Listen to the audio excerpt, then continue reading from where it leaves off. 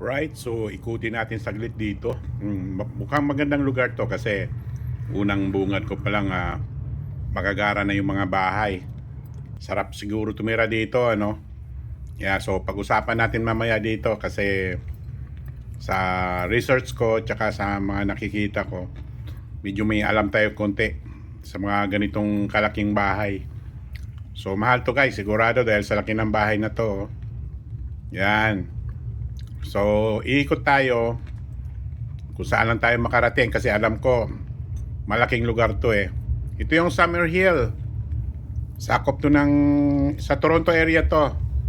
So dito sa Toronto, alam niyo man dito, mataas to talaga ang high cost of living. Yung apartment, mga bahay, tsaka mga bilihin, lalo na ngayon. Yeah, so tingnan nyo, ang gagara ng mga bahay, no? Tsaka malinis. Alright, so dito tayo sa may tawag nito, Douglas Drive. So sakop to ng area to ng Summer Hill dito sa may Toronto. So ito yung park dito guys, napakalawak. Yan, 245 Douglas Drive. Ganda ng place dito, ang laki ng park. Yeah, so mag-iikot tayo, maglalakad tayo konti. So meron tayong dinrive kanina, yung nakikita nyo, mga ilang bahay na inikot natin. Although hindi naman yung kabuuan talaga dito, marami pang area na malaking bahay. So dito, lalakarin natin ng konti. Bali, papakita ko lang sa inyo yung ibang mga bahay na ano dito, na nakahilera. Yan, mga walang bakod yan, no? Yan, karamihan dito. Yung iba meron, pero mostly talaga dito guys ay walang bakod. Kasi alam nyo naman, pagka merong mga hindi kaaya-ayang nangyayari ay mabilis lang silang mabilis ang ano dito, yung 911. Yeah, responde agad yung mga pulis, kaya tiwala sila. Yan, so isa to sa mga bahay na lalaki, no? Yeah, so mga bahay dito guys ay nagre-range ng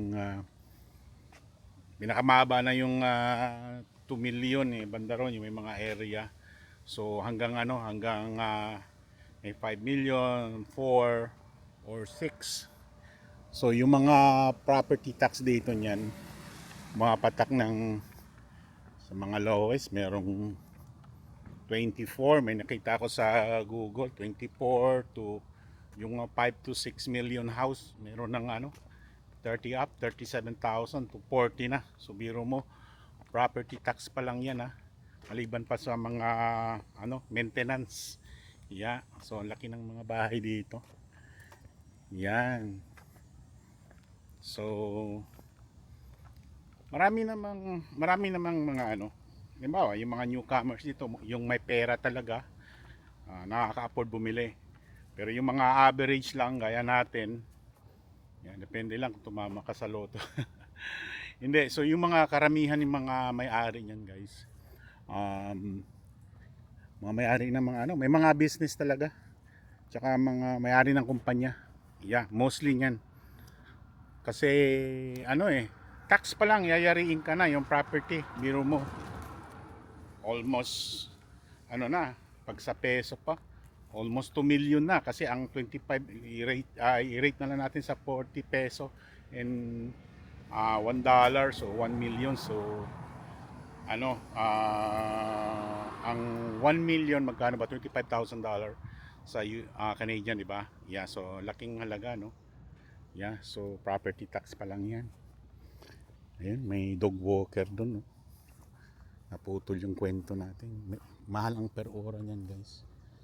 Yeah, kasi daming aso dala niya. Kasi yung karamihan yung may-ari, halimbawa biso, merong pinupuntahan, hindi na nakakaalaga sa aso nila. Yeah, so anyway, naputol yung usapan natin. Saan ba yun? Yun nga, yung taxes dito.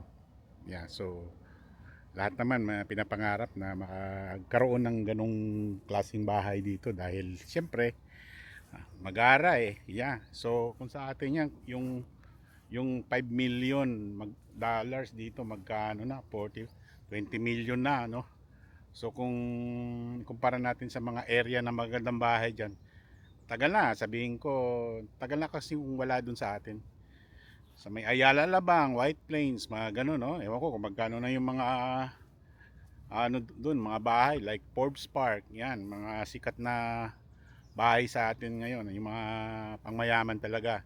So dito, hindi pa talaga to pinaka ano, yung mga malalakihang bahay, guys. Meron talagang sa ano, doon sa may Bayview. Para sa akin kasi yun ang napuntahan ko. Ewan ko talagang meron, kung meron pa. Yeah, ano, parang SM, mansion talaga. Yun, pinakamahal na mga bahay. Yeah, hindi lang, marami pang mga area. Kasi dito, base lang dito sa tinitiran ko sa Ontario, sa Toronto. Kasi ang laki ng Canada, di ba? Hindi natin ikot lahat kasi ako hindi naman ako gala. Yeah, so ito nga sa mga nakikita ko lang yung sinishare ko sa inyo. Kung ano yung mga narating ko sa naging experience ko. Yeah. So isa to sa mga nakita ko guys, base sa research ko din yung mga ganitong presyong bahay. Kasi alam nyo dito sa Toronto, high cost of living na. Doon sa tinitirhan ko, hindi naman gaano kalaki doon. So mga bahay doon, meron na mga 1 million din.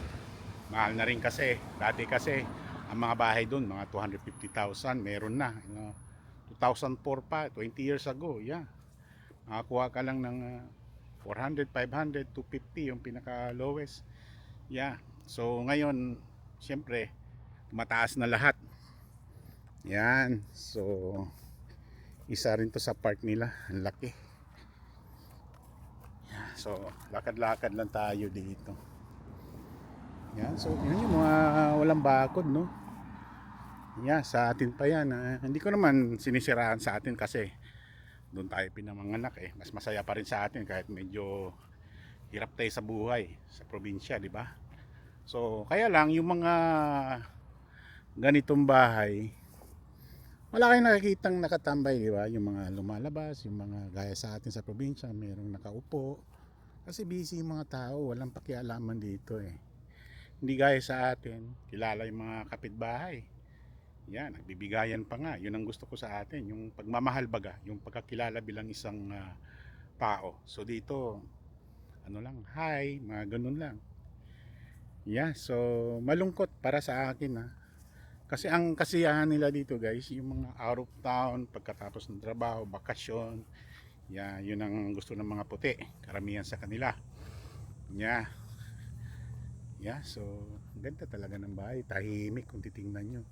Pero masanay rin kayo dito, hanapin nyo rin yung kaugalian sa atin kahit na marami tayong mga problema like calamity, poverty, politics, pero masaya pa rin. Yeah. Ang kulang sa atin yung pera lang. Kaya lumalabas yung mga tao, di ba? Yeah. Alright. So, anyway guys, yun lang muna ang masishare ko sa inyo. Sa susunod naman na vlog ulit. Right? Maraming salamat.